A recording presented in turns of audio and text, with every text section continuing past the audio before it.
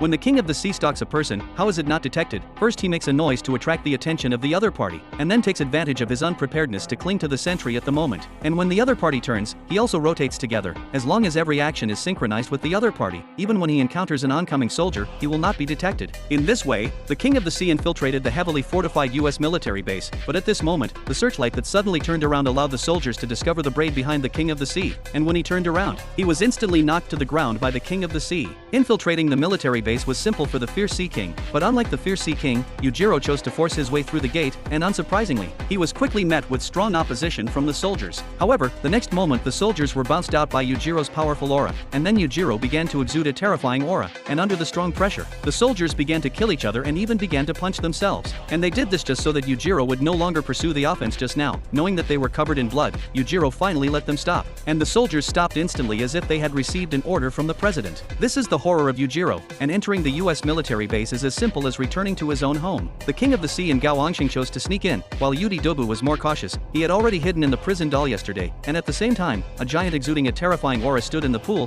He was Blade's brother Jack. The reason why everyone did this was because a powerful prehistoric primitive man was being held here, so masters from all over the world quietly infiltrated the base, just hoping to have a duel with Peak. Everyone went to look for Peak, but they found that Peak was sleeping quietly without any movement, and Jack kicked Peak into the tree hole where Peak was sleeping. The violent shaking instantly woke up Peak, and in the shocked eyes of everyone, Peak just walked out slowly, and then urinated on everyone without paying attention. This power was like a flood. At this moment, Yujiro proposed to get close to Peak, and then he directly pressed his face against the 50 centimeters thick bulletproof glass, and then began to force. And the powerful force directly hit the glass to bend it, and the next moment, the glass finally couldn't resist Yujiro's powerful power and shattered. In the face of such a powerful Yujiro, even Peak was stunned. And then Yujiro stretched out his fist, and Peak also stretched out his fist when he saw this, and at the moment when the fists of the two sides touched, a dazzling light suddenly erupted in the air. At this time, Peak thought that Yujiro in front of him was like a powerful T-Rex, and he began to get excited, so he slammed hard, but the next second, Yujiro suddenly used martial arts to knock him to the ground. In the shocked eyes of everyone, Yujiro won his first match with Peak.